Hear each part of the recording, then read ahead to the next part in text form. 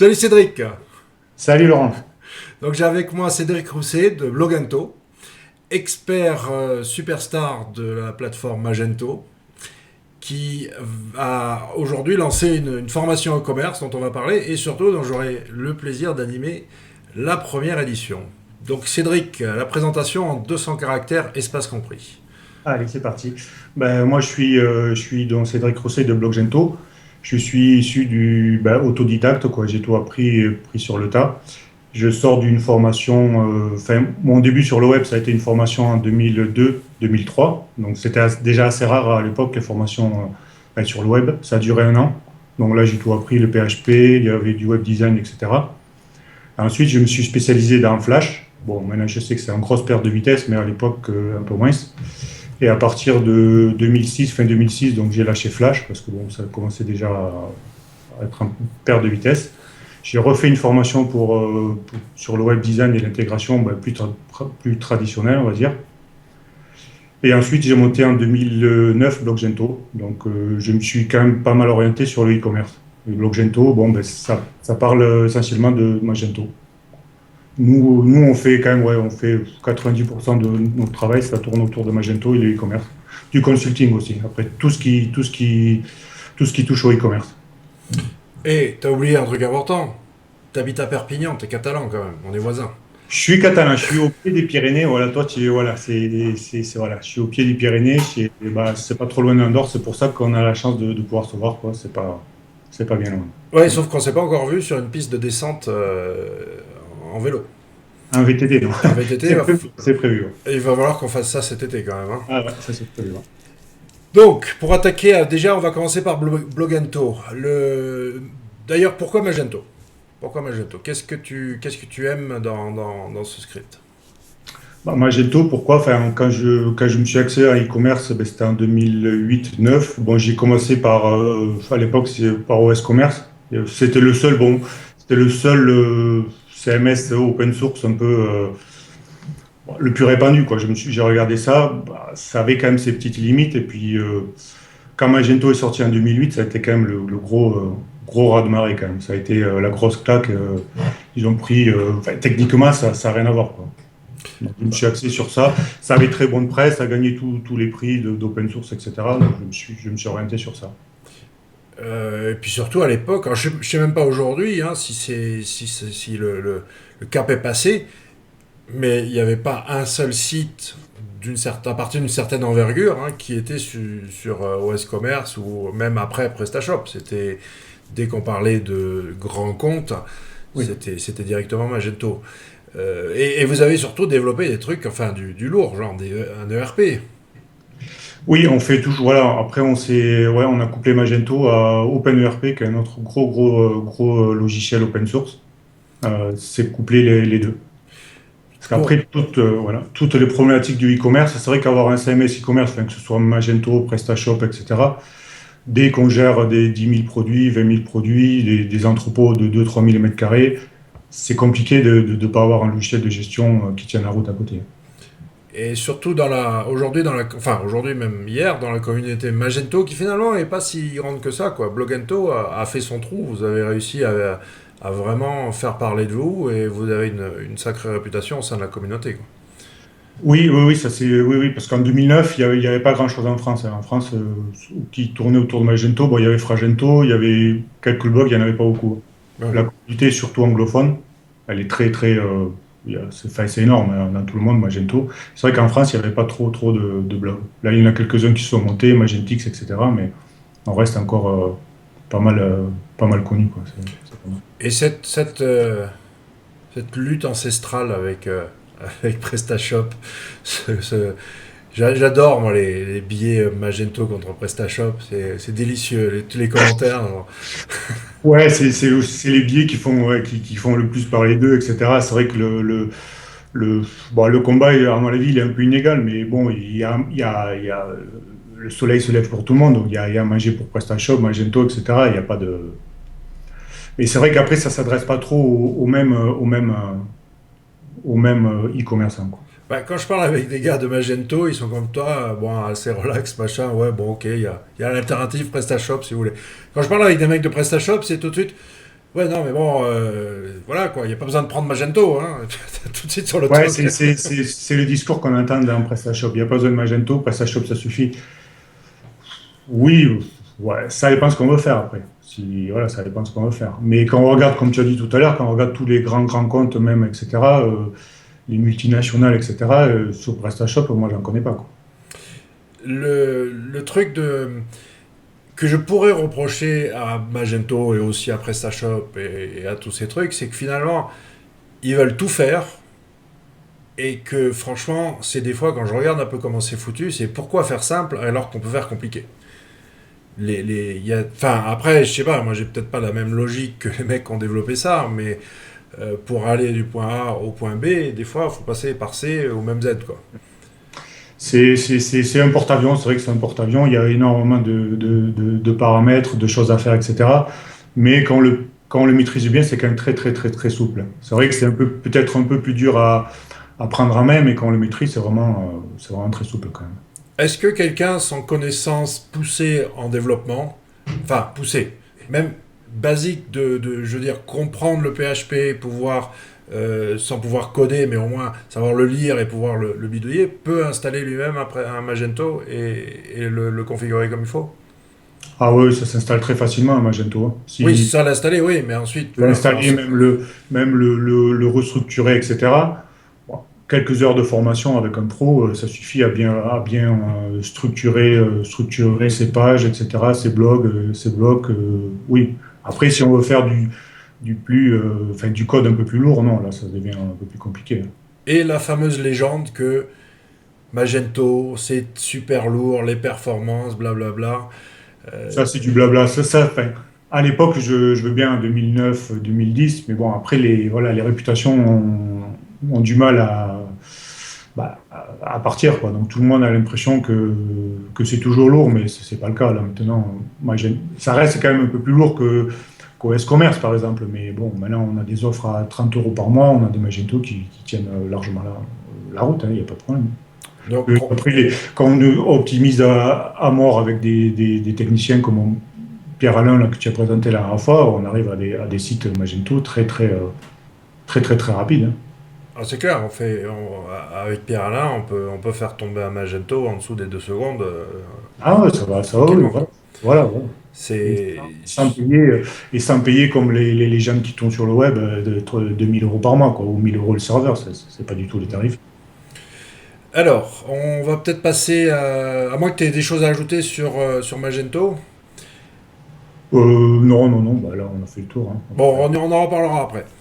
Donc, restez concentrés, messieurs, mesdames, les garçons, les filles.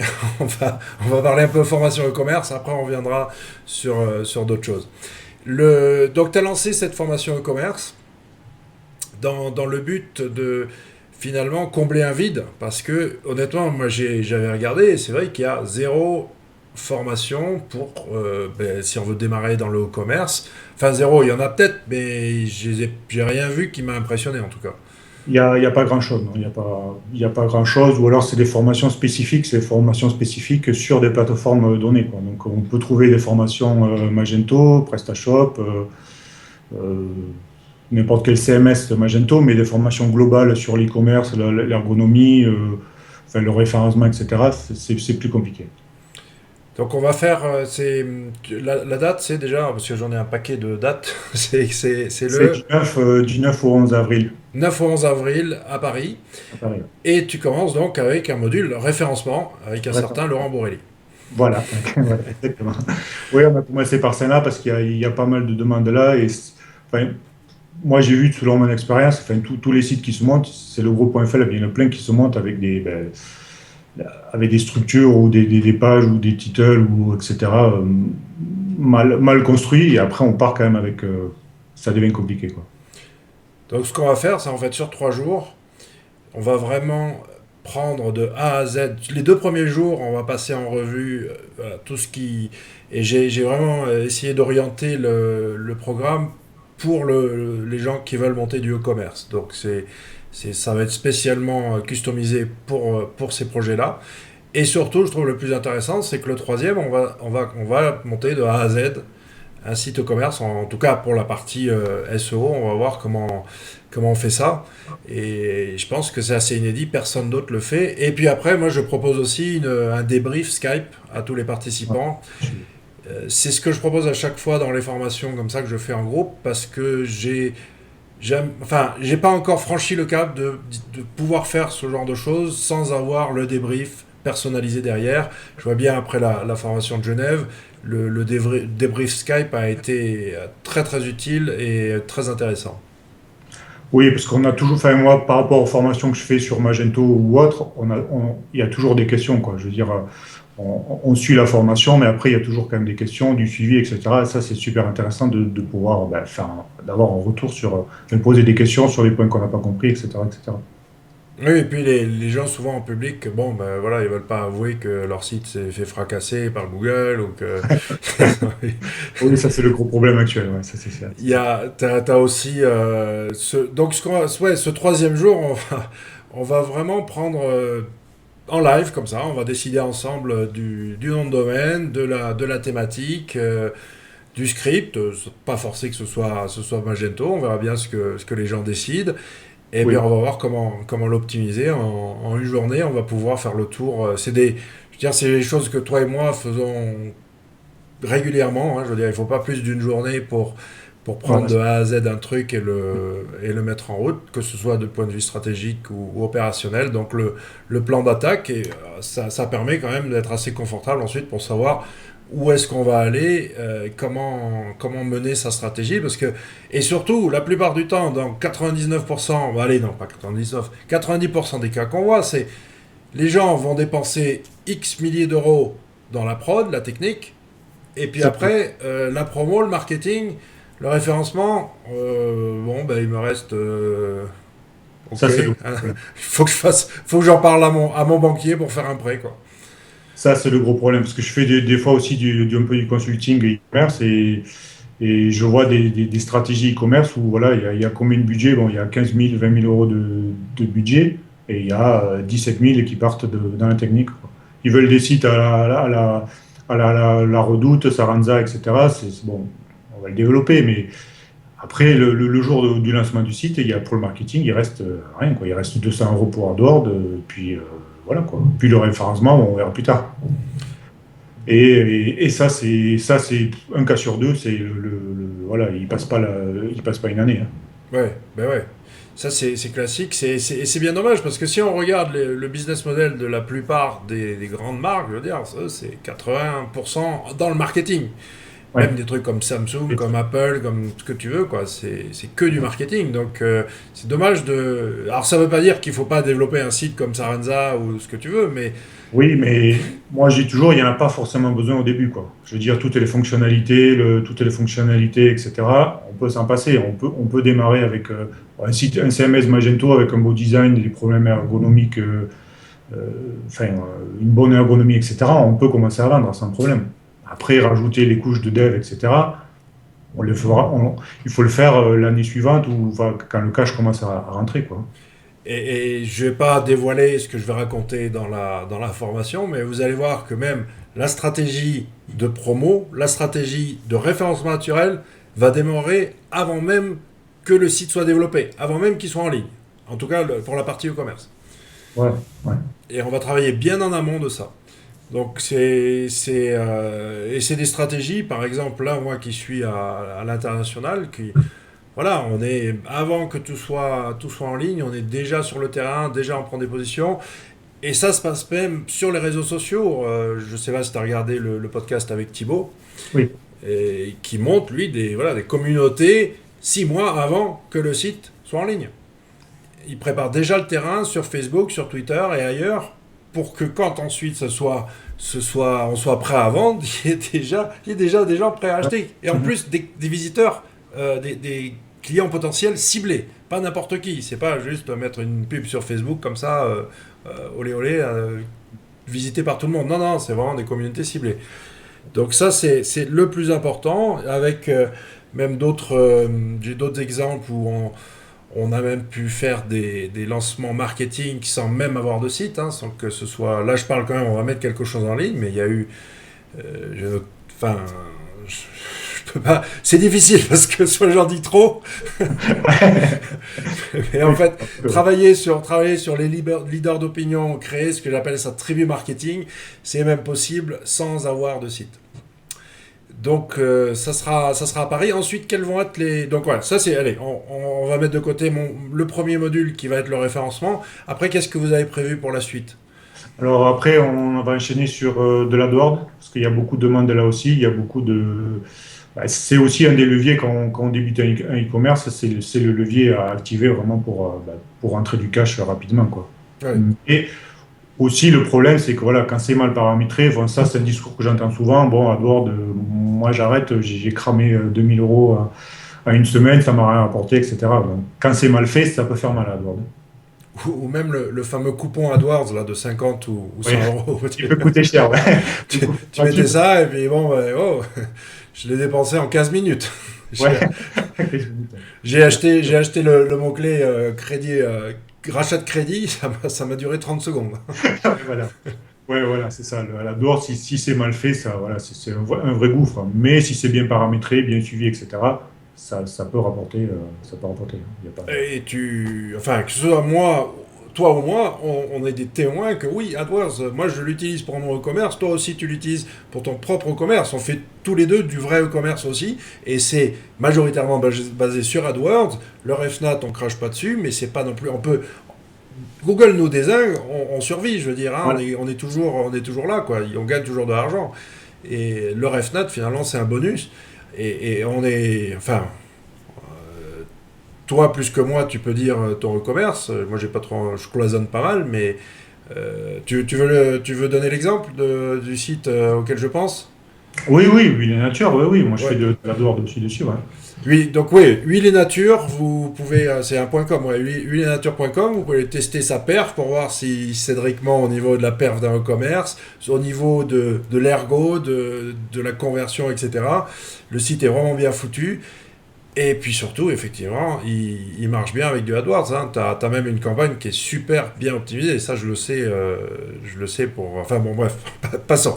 Mais je sais que ta campagne est C'est vrai très très que, bien optimisée. voilà, c'est vrai que c'est important. Enfin, comme tu m'avais dit une fois, il faut réussir à diviser son trafic trois parties, quoi. Le RefNat, l'AdWords Le direct. voilà, le direct, voilà, la popularité, quoi. Enfin, voilà, c'est ça. Comme Pas la ça, si, popularité, ça c'est l'autorité, voilà. Quand les ouais, gens connaissent ton URL et qui viennent directement. voilà, voilà. Oui, si j'ai encore un défaut à te donner, ça serait ça de travailler un petit peu plus ce branding et la, la reconnaissance de la marque. Mais bon, bref, t'as aussi un petit peu autre chose à faire, donc c'est vrai que C'est le problème. quand on commence à travailler ce côté-là, c'est comme une tortue qui porte sa carapace. Je veux dire, on devient un avec le site et c'est complètement autre chose. Le, Comment tu vois l'évolution du e-commerce dans futur proche là par rapport à tout ce qui se développe? Comment tu sens? C'est vrai que je suis curieux perso parce que je sens pas trop, je suis pas trop l'actualité voilà, de tout ce qui est script, etc. Les Wheezy Shop, les machins. Qu'est-ce qui prend comment on voit l'avenir là? Bon, alors, le mode SAS, ça se développe de plus en plus, mais bon, ça s'adresse quand même aux petits commerçants. Vraiment, enfin, le CMS, que ce soit PrestaShop ou Magento, pour moi, ça restera quand même prédominant, quoi. Après, ça s'adresse pas tout à fait au même public. C'est vrai que solution SaaS, on monte ça rapidement, mais dès qu'on grossit, après, il y a des problèmes quand même. Moi, l'évolution que je vois, par contre, de par les clients qui m'arrivent, c'est de plus en plus de gens qui internalisent plutôt que faire appel à des agences comme toi. Oui, il y a des formations, oui, il y en a qui le font, mais faut quand même, faut bien être entouré quand même, parce que le e-commerce, c'est pas, enfin nous quand on fait du consulting, c'est pas juste avoir un CMS, rajouter ses produits, ça suffit pas, ça va me suffire. Moi, j'ai eu des clients qui explosaient, qui avaient plus de, je sais pas, 500, 600, 800, 1000 commandes semaine. Après, quand ils n'ont pas les bons outils, ils n'ont pas les bons outils, les bons outils de gestion, il y en a un, il passait jusqu'à 2 3 heures du matin à ressaisir ses factures clients, quoi. Et Symfony, est-ce que tu t'es penché dessus? Symphonie, non. J'ai entendu parler, je crois que c'est un autre Cédric de Perpignan j'ai vu lui, c'est un pro PrestaShop d'ailleurs. Il y a deux Cédric à Perpignan. Cédric, si tu nous écoutes, salut. Ouais. Deux Cédric, PrestaShop et Magento. Et je crois que lui, il l'utilisait et il avait des bons retours. Ouais, non, non, mais j'y pensais par rapport au nombre de commandes que tu citais tout à l'heure, parce que j'ai eu un client qui avait un très très gros volume, mais il est sous Symfony et c'est vrai que ça tenait la route. Et il voulait passer à autre chose et finalement, on a décidé de rester sous Symfony, quoi. Après, les gros volumes, ça se gère, peu importe le CMS, mais il faut quand même après avoir un logiciel bon, du type. Nous, on utilise OpenERP, mais avec, voilà, ça permet de gérer du stock avancé, du picking, des gestions d'entrepôt, etc., la comptabilité. Si on n'automatise pas tout ça, moi, je vois plein d'e-commerçants qui n'ont pas automatisé, et après, ils sont obligés d'embaucher. Donc, il y a deux, trois personnes qui font de la saisie, deux, trois personnes qui font. Et avoir des bons prix, c'est soit avoir à bien acheter, mais aussi pas exploser ses coûts, quoi. J'ai même un cas où il a fallu, moi, mettre des ordinateurs, des serveurs chez les fournisseurs pour être sûr que les flux allaient être nickel. Sinon, c'était pas possible, quoi. Ça, c'est un gros problème aussi. Les fournisseurs, certains fournisseurs, c'est un peu la catastrophe. De par les datas qu'ils donnent, etc., c'est compliqué, hein. Il y a certains fournisseurs, même les photos, pour parler des photos. Bon, tous les commerçants n'ont pas le temps de faire des photos, mais certains fournisseurs ont vraiment des photos vraiment dégueulasses, quoi. Ouais. Après, quand on traite 5 000, 10 000 produits, 20 000 produits, il y en a qui ont 50 000. Bon, mon record, ça a été 102 000 produits. Tu peux pas refaire les photos, c'est pas possible, quoi. Ouais. Ouais, bah ouais. C'est sûr. Mais après, ça dépend. De toute façon, tu as le 80-20. C'est pas sur ton catalogue de 10 000 produits. Tu pas les Oui, 10 000 qui représentent 80% de ton chiffre d'affaires. Donc, de toute façon, enfin, chez moi, sur un catalogue de 3 000 produits, il y en a genre, allez, si je compte large, 500 qui sont intéressants. Je peux le réduire à 300. Et à la limite, il y en a vraiment que 100 qui comptent sur 3 000. oui, ah ouais, bien sûr. Ah ouais, bien sûr. Mais voilà, faut arriver à optimiser cela, au moins avoir des photos. Mais certains fournisseurs, c'est des photos genre 100 pixels par 100 pixels, quoi. Je veux dire, tu fais rien avec ça, quoi. Quels sont les autres gros trucs que tu rencontres qui sont bloquants où tu vois, Bon, où tu sens que là, le mec, il va droit dans le mur? ce qui retarde beaucoup les projets, c'est souvent, enfin, les commerçants ne se rendent pas compte le temps que ça demande de remplir les produits, quoi. Alors, moi, ils viennent me voir, ils me disent, ouais, j'ai un fournisseur, j'ai 30 000 produits, la rentrée dans le CMS, c'est quand même long, hein. T'as- Ils ont t'as- l'impression qu'ils vont. Est-ce que tu as vu l'image qui était passée sur Twitter et ailleurs avec le, euh, le dresseur de tigre là? Donc, tu avais une image avec le dresseur de tigre et marqué brief client, et puis de l'autre côté, il y avait un chat et un petit enfant avec le budget client. Ah non, j'ai pas vu ça. Non, j'ai pas vu. J'irai voir, mais j'ai pas vu. Bah, à la limite, bon, je veux dire, c'est pas pour se moquer, c'est pas vrai. Il n'y a pas besoin non plus d'avoir des budgets monstrueux pour se lancer dans le commerce. Non, non, non, non, non. Non. Mais par contre, c'est vrai qu'il faut être en face des réalités et pas forcément avoir des envies grandiloquentes à tout point de vue, quoi, hein. Commencer déjà à travailler une niche, c'est déjà pas mal. Essayer de bien faire les choses dans son coin. Est-ce que tu vois des problèmes par rapport à la typologie de produit? Parce que entre ce que tu vends toi, qui vaut quelques euros, et ce que je vends moi, qui vaut quelques milliers ou quelques centaines d'euros, pourquoi moi j'ai pris ce que j'ai pris? C'est parce que effectivement, j'ai un panier d'achat monstrueux et en gros, vendre, pour moi, c'est le même boulot de vendre une boîte de chocolat ou un canapé quelque part. Toi, t'as pas cette même vision. T'as plutôt opté pour un produit pas Bah, cher, moi, bien c'est ciblé. plus les produits bio, les huiles d'insectes, je trouve, c'est plus par passion. Après, c'est pas, moi, c'est pas mon métier. Enfin, mon métier, c'est voilà, c'est Blogento, faire voilà la prestation de service. Mais c'est vrai que si on vend des petits produits, il faut avoir du volume. Ah Donc oui. là, on est plus dépendant du référencement, de la board, etc. Parce que si on a un panier moyen à, je sais pas, à 20 euros, voilà, pour gagner sa vie, il faut faire de sacrés volumes quand même. Ouais. Après, c'est toute une question de marge aussi, hein. Mais ça c'est pour ton cas particulier où toi, t'es arrivé quand même à mener un projet qui tient la route et gagner de l'argent. Mais après, pour les autres, est-ce que ton conseil, je sais pas, je Moi, vends de la tapenade là, est-ce que tu me dis, vas-y, fonce avec avec tes 5 bocaux de tapenade artisanale? Alors ça, Voilà, ça c'est un problème aussi. Là, j'ai audité un site, quelqu'un qui m'a mandaté là, à côté de Perpignan parce qu'il vendait du thé Ceylan, là, c'est un truc particulier. Elle n'arrivait pas à vendre, elle me demandait quoi, que faire. Mais le problème, c'est que vendait, je suis allé voir son site, bon, c'était un PrestaShop. Pourquoi t'as un petit sourire en coin? Non, ça n'a rien à voir, ça avec. Non, je plaisante, je plaisante. Ouais. Mais voilà, elle vendait 3 T à 5 euros. Donc, même pas, je lui ai fait augmenter les prix parce qu'au début, elle vendait à 3,80. J'ai dit, voilà, je ne sais pas quel objectif vous avez, mais 3T à 5 euros, quand on connaît le taux de transformation moyen, si vous comptez gagner votre vie là-dessus, voilà, il va falloir. Il n'y a pas le marché, quoi. Il y a pas de. Cela dit, je vais faire une révélation, mais j'ai un projet de e-commerce avec un ami. Et effectivement, on va vendre des produits, un petit catalogue qui sur des produits de l'alimentaire, mais qui vont être voilà, de très très haute qualité. Ça va être. Mais par contre, c'est vrai Ouais, ça marche. que ce soit lui ou moi, bon, on sait un petit peu ce qu'on fait du point de vue communautaire, etc.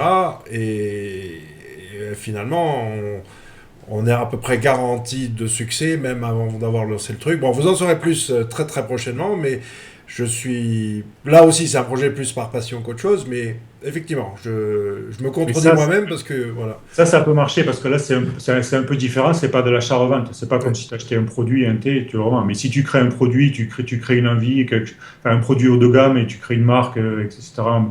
Là, oui, là, on peut y aller, il n'y a pas de problème. Voilà, c'est ça, on produit. Ça, c'est la clé aussi, hein, Voilà. parce que les marges Oui, sont pas pareilles. voilà. La démarche n'est pas pareille. Tu achètes pas un pack de coca et tu le revends pas, voilà, c'est pas pareil. Il y a beaucoup moins de concurrence puisque ça va être ton produit. Et tu vas maîtriser la qualité, etc. C'est pas pareil.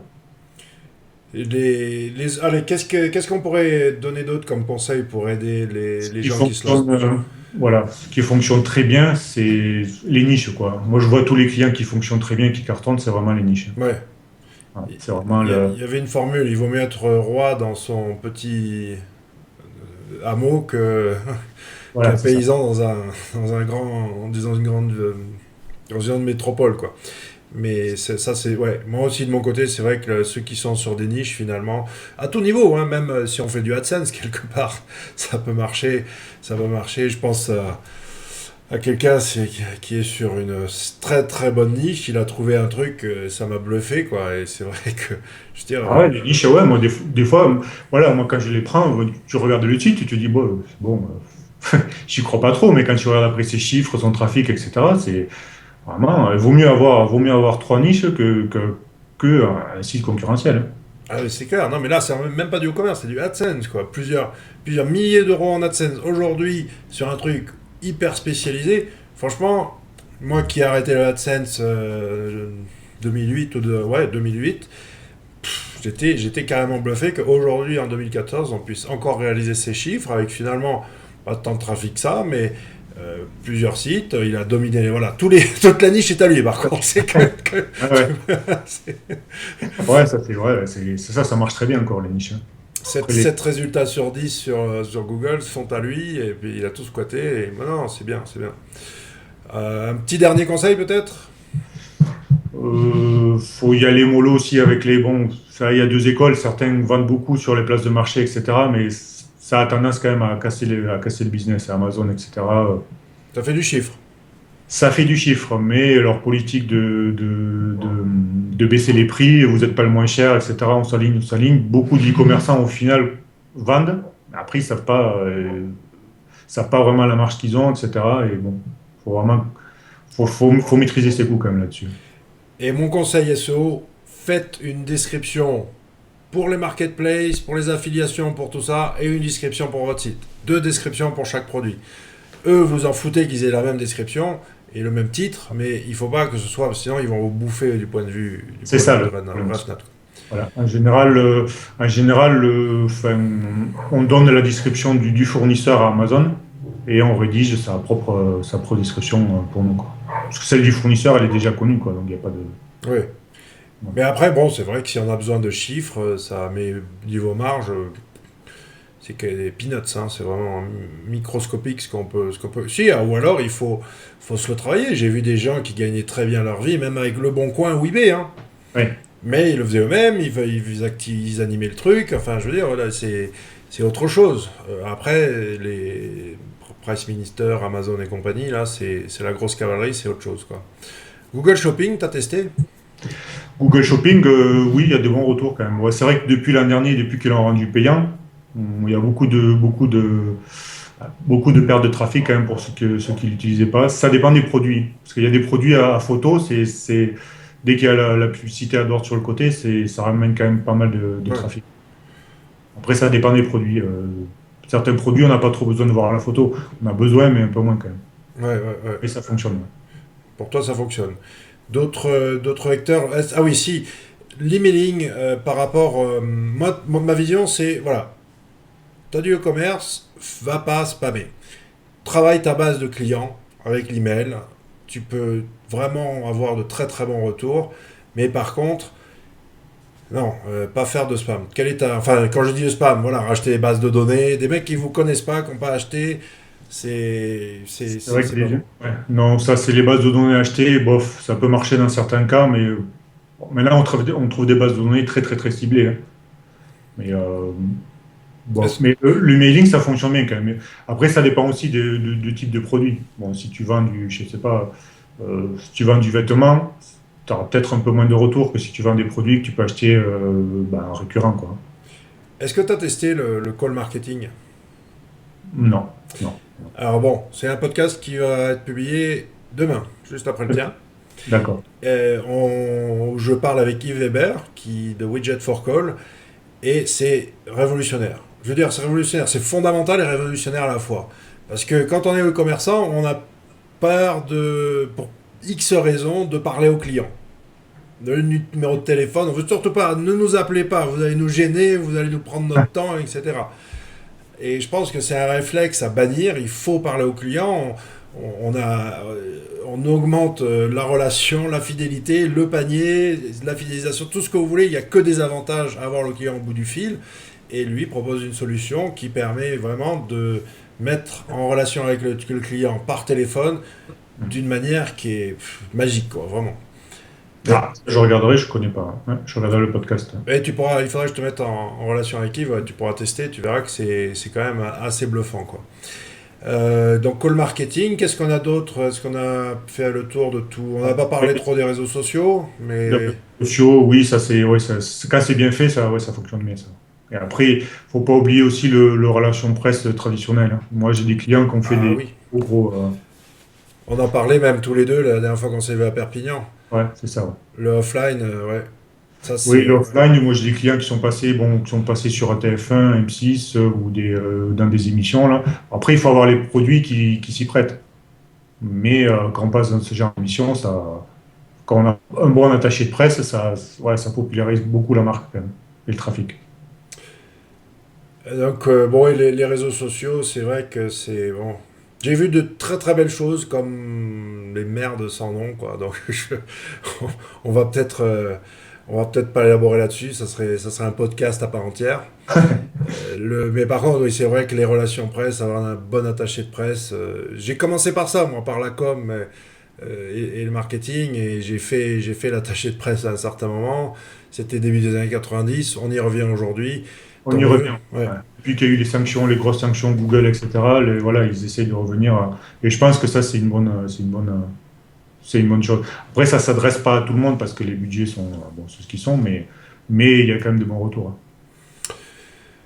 Donc pour le mot de la fin, ben, rendez-vous début avril pour la formation au commerce, module Voilà, référencement. voilà. Vous avez toutes les infos sur cultureecommerce.com. Bon, je pense que tu mettras le lien, etc. Non, Ouais. il faut que tu me payes pour que je mette le lien. Ou alors je le mets en no-follow. Il paraît que c'est comme ça qu'il faut faire maintenant. D'accord. Ok. Et donc, ben, écoute, merci Cédric, et puis à très très Ouais. bientôt.